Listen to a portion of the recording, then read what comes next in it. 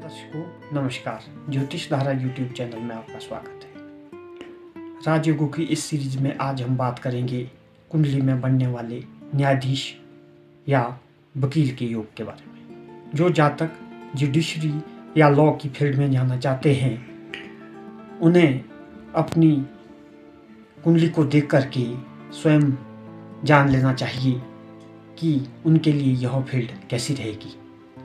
ग्रहों के कॉम्बिनेशन के बारे में हम बात करेंगे तो आपकी कुंडली में किस तरह से योग बनते हैं कि आप एक प्रसिद्ध वकील या प्रसिद्ध जज बन सकते हैं। हमने लगन कुंडली यहाँ पर दर्शाई हुई है, लेकिन हमने इसमें कोई भी लगन नहीं दर्शाया है। सबसे पहले हम लगन की बात करेंगे।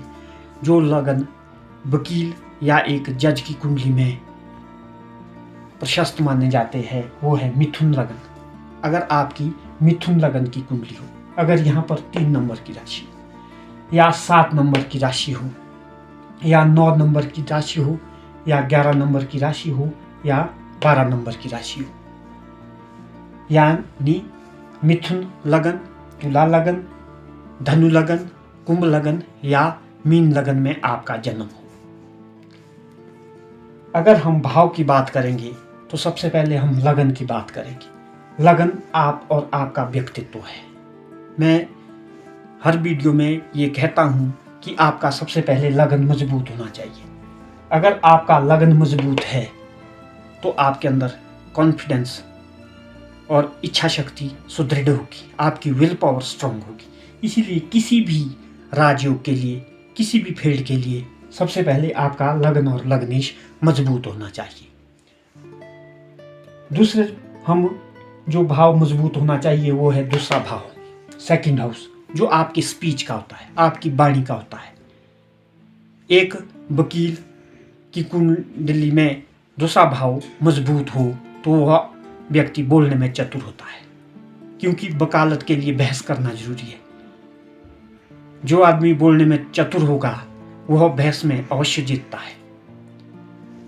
तीसरा, जो लगन और दूसरा भाव के साथ साथ तीसरा भाव भी मजबूत होना चाहिए, क्योंकि तीसरा भाव हमारे कॉन्फिडेंस का है, हमारे डॉक्यूमेंट्स का है। क्योंकि एक वकील के पास डॉक्यूमेंट्स होने बहुत जरूरी होते हैं।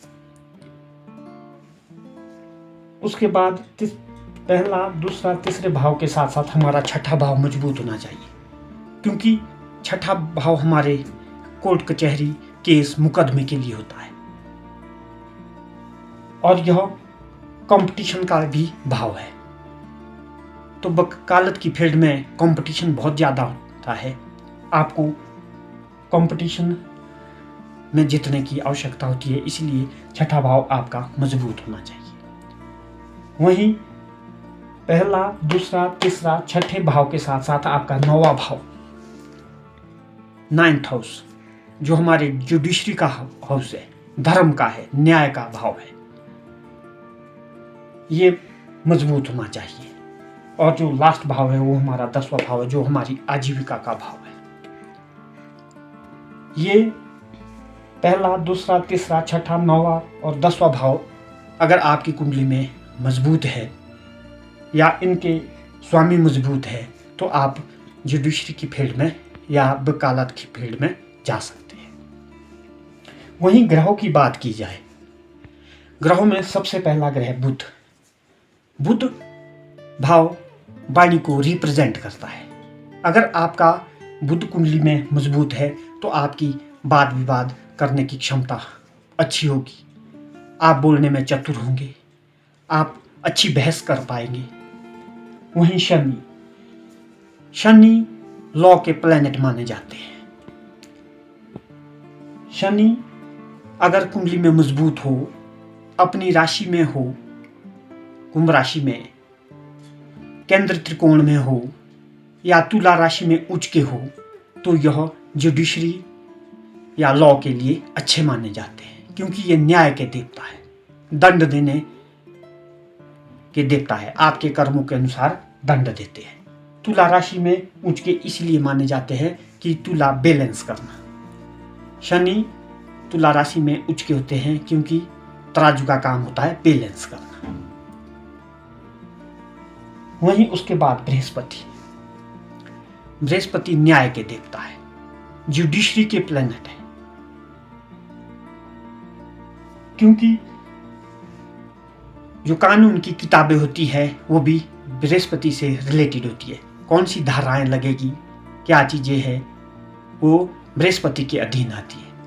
अगर बृहस्पति कुंडली में अपनी राशि, मूल त्रिकोण राशि या उच्च राशि के हो, केंद्र त्रिकोण में बैठे हो, तो बृहस्पति अच्छे होते हैं। इसलिए कुंडली में बृहस्पति का मजबूत होना आवश्यक होता है।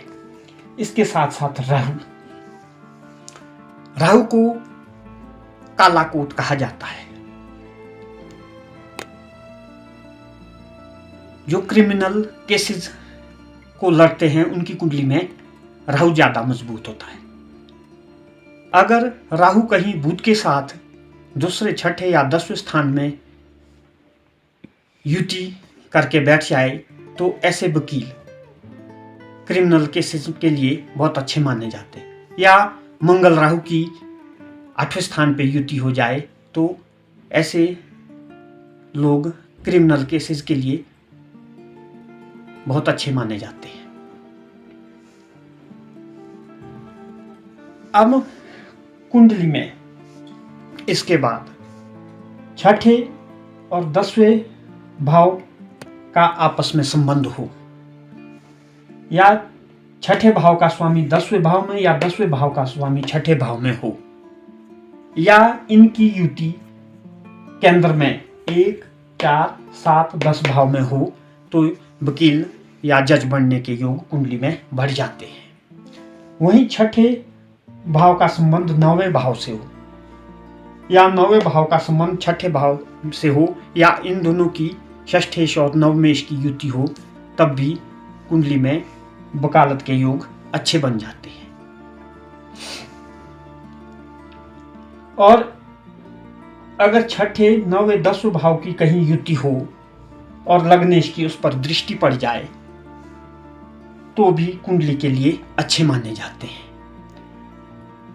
वहीं बृहस्पति शनि की युति अगर कुंडली में केंद्र या त्रिकोण में हो, या इनका दृष्टि संबंध हो, या बृहस्पति और शनि का आपस में परिवर्तन योग हो, तो भी वकालत या जज की कुंडली की